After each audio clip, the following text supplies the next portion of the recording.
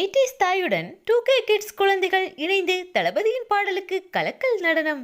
இணையத்தில் வைரலாகி வரும் ட்ரெண்டிங் குடும்பம். தலைவர் விஜய் அவர்கள் தற்போது முதல்வர் விஜயாகி சிறப்பாக ஆட்சி செய்து வருகிறார். அவர் சினிமாவை விட்டுவிட்டு அரசியலுக்கு சென்றாலும் இன்றும் அவரது பாடல்களுக்கு மக்கள் மத்தியில் இருக்கும் வைப் குறையவே இல்லை. சிறு குழந்தைகள் முதல் வயதானவர்கள் வரை தலைவர் விஜயின் பாடல்களை கேட்டாலே உற்சாகத்தில் நடனமாடுவர்.